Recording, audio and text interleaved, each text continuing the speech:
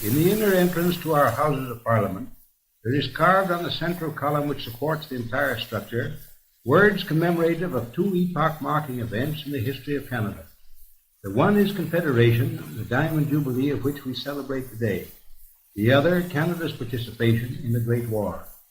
The main tower of our Parliament buildings is a memorial of the peace born of victory. Both Confederation and the peace are immediately associated with today's ceremony.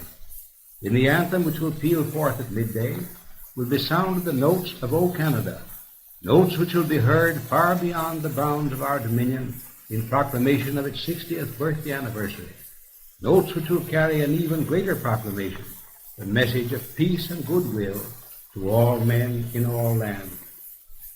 Having regard to the commemorative character of the tower of the Parliament buildings, and more particularly to the 60,000 names upon the roll of honour in the Book of Remembrance in its memorial chamber, it was felt by the administration that the more worthily the service and sacrifice of Canada in the Great War could be commemorated, the more would the commemoration accord with the will and wish of the Canadian people. It was thereupon decided to install the Carillon as the crowning feature of the memorial tower and as the most fitting symbol of the peace. In the fewest possible words, the inscription on the largest bell seeks to epitomize the purpose of the Carillon as a national memorial, commemorative of the peace and of the service and sacrifice which contributed to that great end. It appears in both English and French, doubly significant when one recalls the associations of the two peoples in the Great War and in our country's story.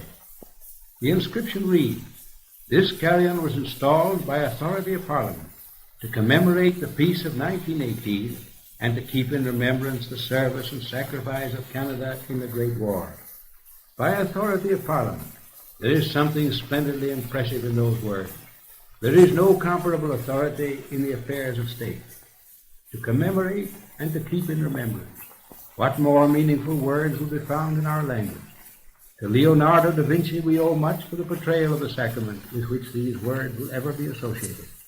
How full of kindred meaning they are when applied to the service and sacrifice of our young country and to a peace which relates itself to the entire world. Around the rim of the bell which carries the inscription are the words, "Glory to God in the highest, and on earth peace, goodwill toward men."